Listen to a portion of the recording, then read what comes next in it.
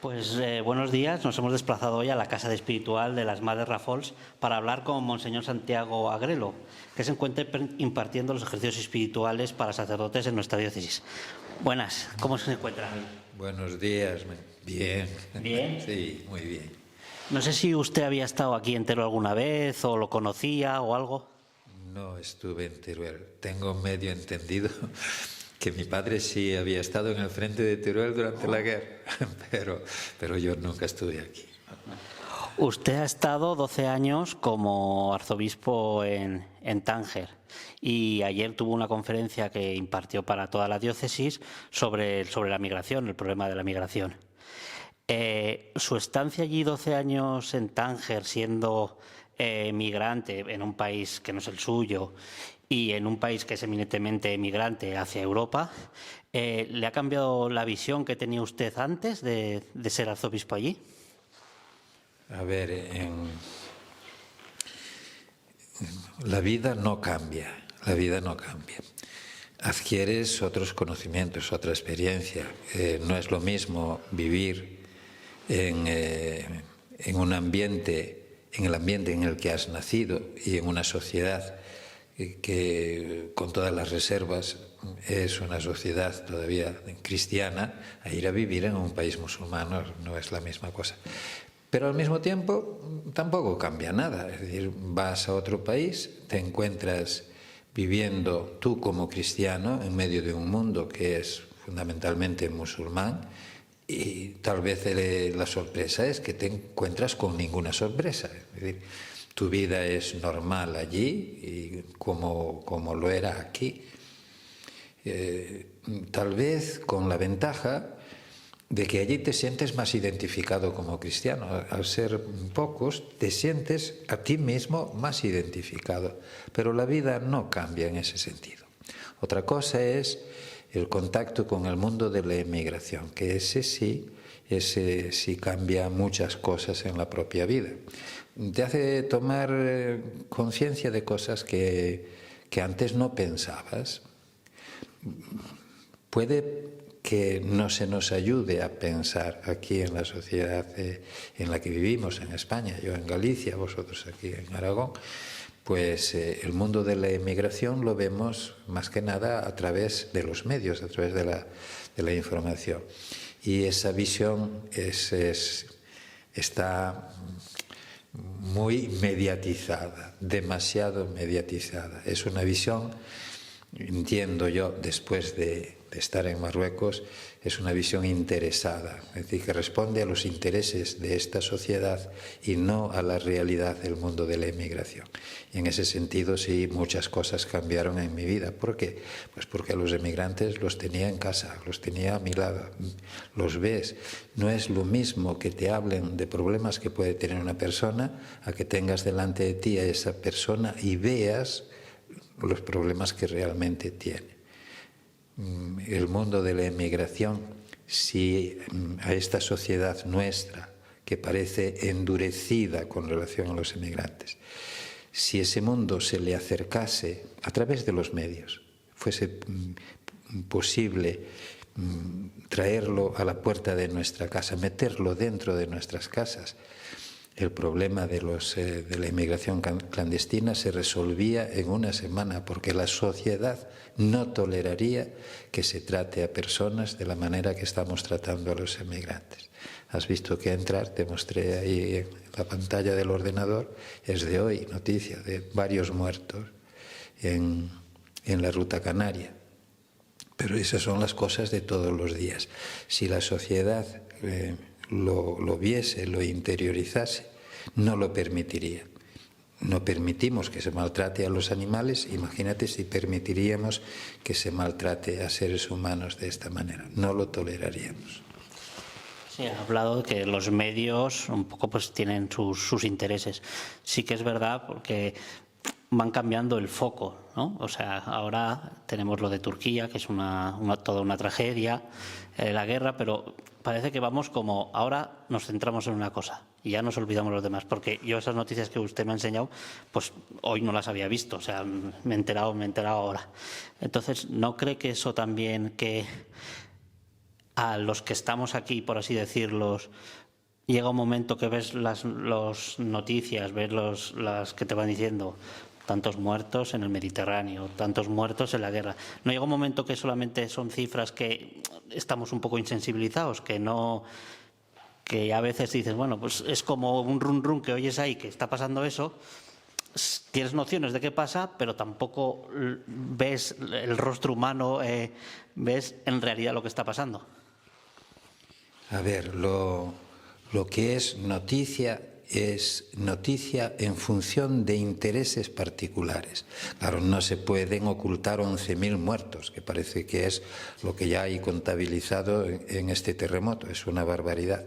Yo recuerdo alguno en Italia de 40.000 muertos, y estábamos hablando de Italia, es decir, de un país rico. Pero esto es noticia estos días, porque nadie piensa que entre Turquía y Siria hubo y hay problemas desde hace muchísimo tiempo, con muertos de por medio, con el pueblo kurdo de por medio como problema y no como objeto de solución o de ayuda o de compromiso con él. La guerra civil en Siria, ¿cuántos muertos lleva? Solo que no es lo mismo contar 11.000 muertos en un día que contar 100.000 repartidos en un tiempo.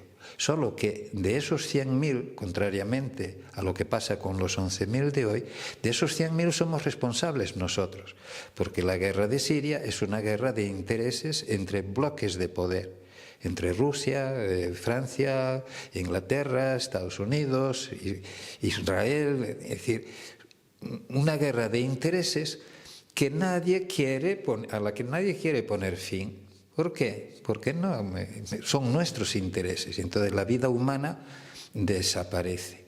En ese sentido, para alguien que, como yo, terminó en Marruecos y se encontró con aquel problema humano concreto que es el de los emigrantes, desaparece todo tipo de interés que no sean ellos.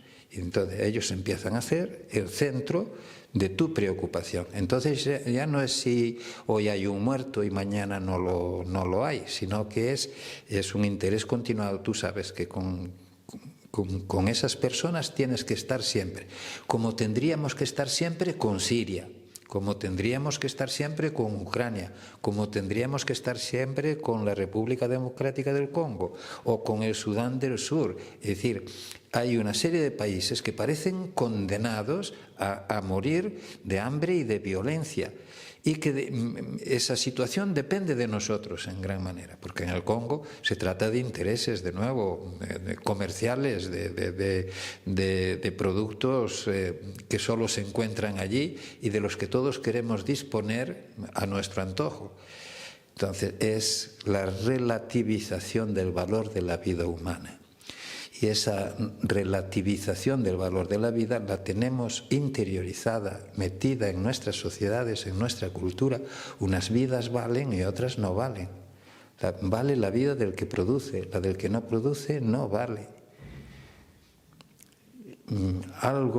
Voy a decir algo que es absolutamente incorrecto desde un punto de vista político, pero a mí la corrección no me obliga. El aborto es una escuela de violencia.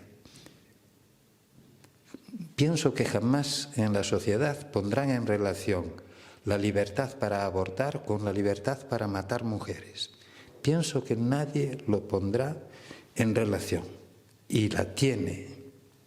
Es decir, si hay una vida humana que no merece respeto, desde ese momento no hay vida humana que merezca respeto, con lo cual los débiles, los menos fuertes, están condenados a sufrir esa violencia.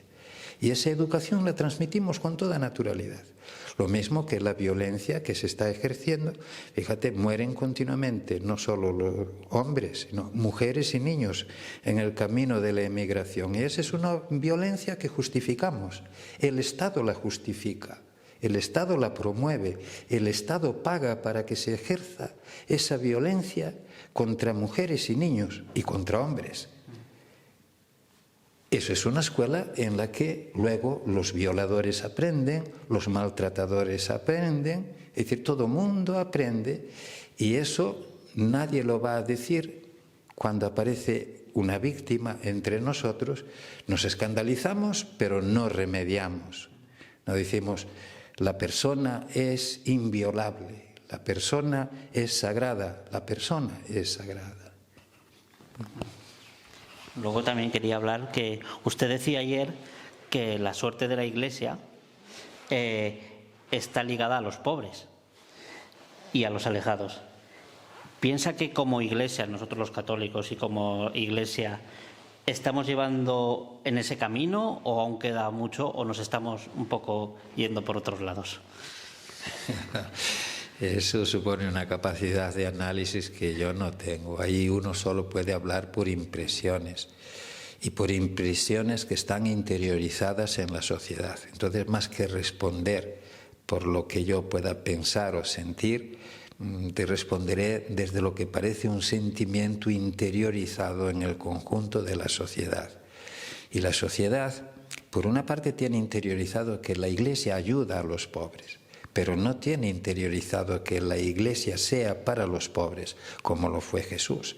Jesús fue ungido por el Espíritu y enviado, empujado por el Espíritu, a ser buena noticia para los pobres. Y si esa es la misión de Jesús, se entiende que esa ha de ser la misión del cuerpo de Cristo, que es la Iglesia. Es decir, continúa siendo la misión de Jesús en la Iglesia.